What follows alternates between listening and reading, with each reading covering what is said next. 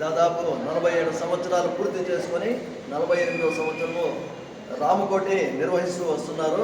ఇది ఆర్యవైశ్య సంఘం తరఫున రామసప్తాహ కమిటీ తరఫున నిర్వహిస్తూ ఉన్నాము.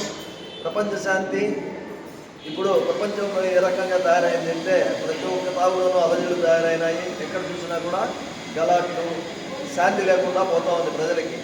అందువల్ల సామూహికంగా ఇక్కడ రామకోటి చేస్తే రామస్థాపన చేసి రామ సామ్రాజ్యం రావాలనే ఉద్దేశంతో ఈ కార్యక్రమాన్ని మేము నిర్వహిస్తూ వచ్చినాము.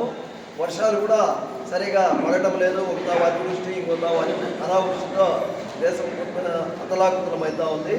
అది కూడా శాంతించి సకాలంగా వర్షాలు కావాలనే ఉద్దేశంతో ఈరోజు శాంతి హోమము, ఆకర్షణ హోమము ఇవన్నీ కూడా ఇక్కడ నిర్వహిస్తూ ఉన్నాము. సామూహిక ఫలితాలు ఏముంటాయంటే భజనతో ఫస్ట్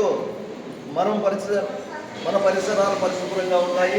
తర్వాత చుట్టుపక్కల ఉండే గ్రామాల్లో కూడా దేశవ్యాప్తంగా కూడా శుభ్రత, నెగిటివ్ థాట్స్ అంతా పోయిందే పాజిటివ్గా తయారు కావాలనే ఉద్దేశంతో ఈ కార్యక్రమాలు నిర్వహిస్తున్నాము.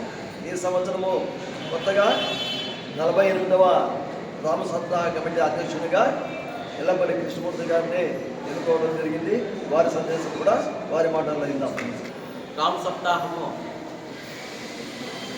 ఆఖరి రోజు 2వ తేదీ నుంచి 9వ తేదీ వరకు రాత్రి భవన్లు రామభజనలు జరుగుతున్నాయి. ఈరోజు శాంతి హోమము జరిపిస్తున్నారు.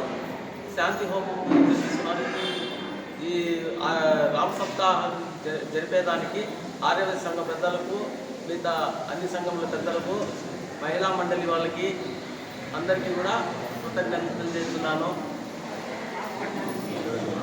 మధ్యాహ్నము పరస్థల అందరికీ విందు భోజనం ఏర్పాటు చేయబడింది. జై శ్రీరామ్. క్షేత్రజ్ఞ